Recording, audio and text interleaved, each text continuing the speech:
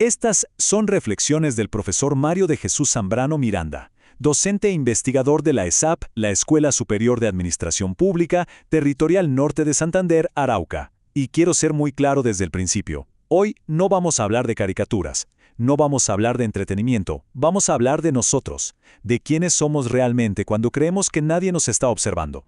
Durante años hemos creído que Fondo de Bikini era pura ficción, ¿verdad?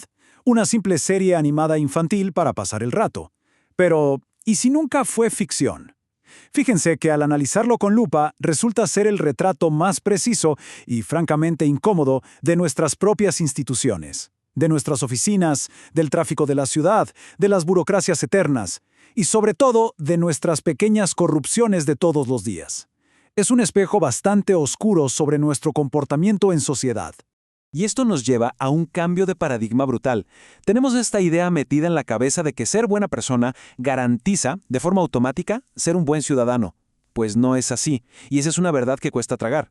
Podemos ser impecables en nuestra casa, no hacerle daño a nadie en lo privado y al mismo tiempo ser cómplices absolutamente silenciosos de cómo se desmorona nuestro entorno colectivo.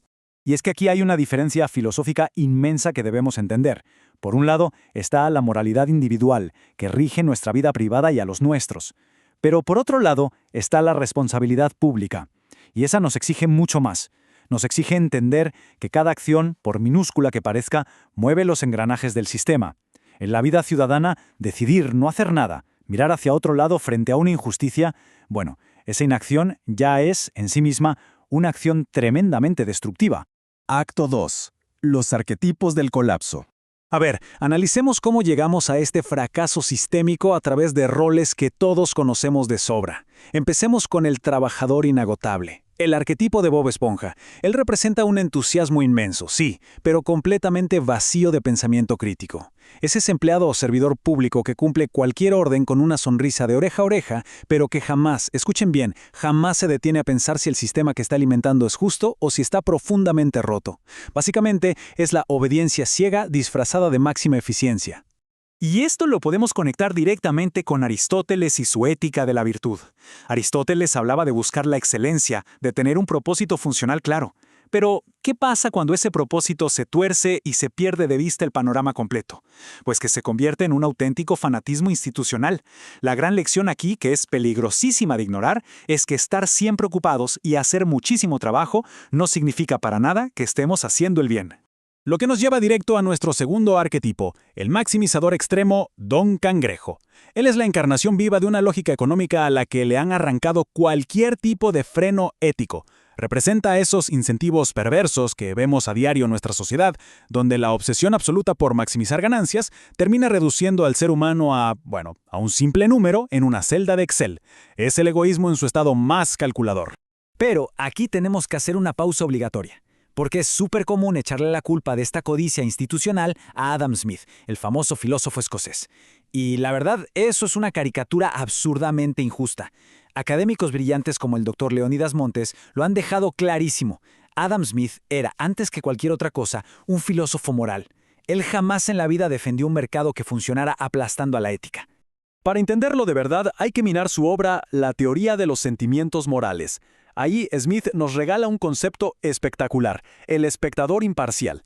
Es como un ejercicio mental donde nos obligamos a imaginar a un tercero, a un observador externo, juzgando con lupa lo que hacemos. Nos exige tener empatía.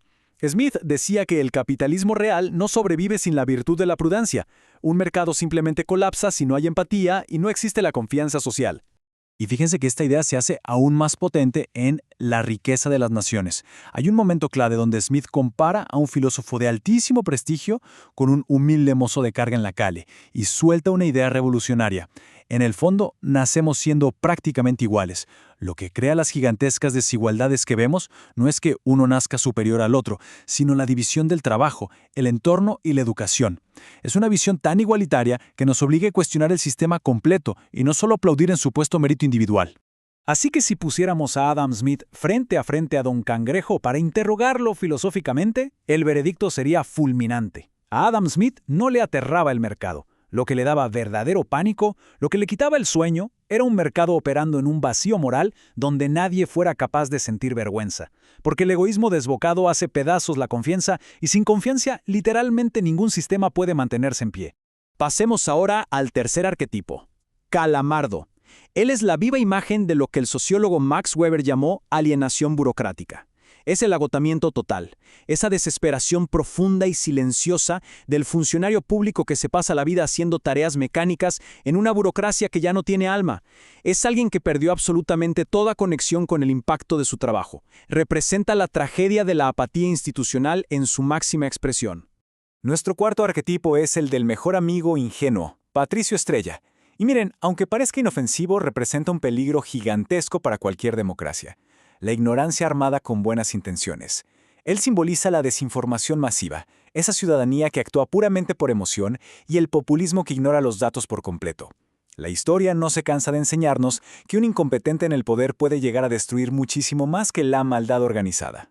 Y por último, el villano microscópico, Plankton. Este es el perfil del actor brillante, el estratega espectacular, pero con la brújula ética completamente destrozada. Es la cara de la corrupción moderna y sofisticada. Este arquetipo no entra a robar a la fuerza, ¿no? Él captura las instituciones desde adentro, manipula las leyes y exprime cada vacío legal que encuentra.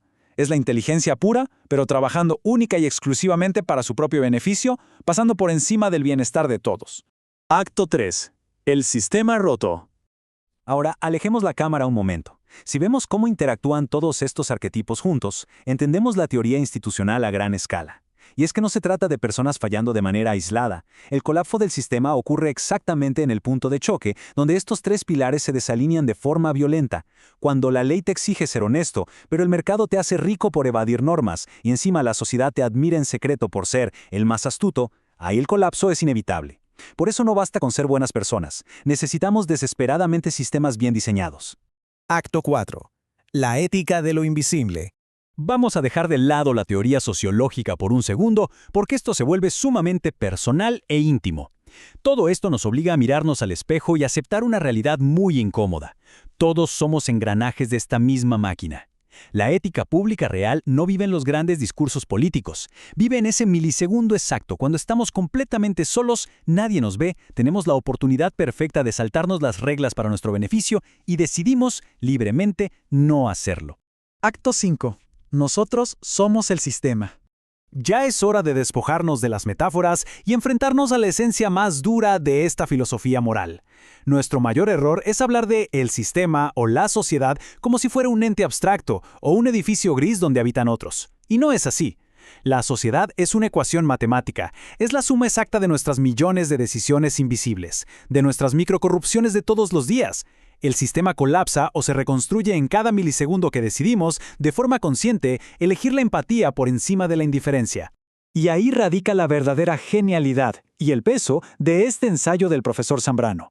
Nos deja suspendidos, colgando de una sola pregunta. Una pregunta que debería hacernos eco en el silencio de nuestra propia conciencia esta noche. Porque la respuesta no solo define nuestra integridad personal, define absolutamente el destino de las instituciones que compartimos. Al final de todo, ¿quiénes somos cuando nadie nos está mirando?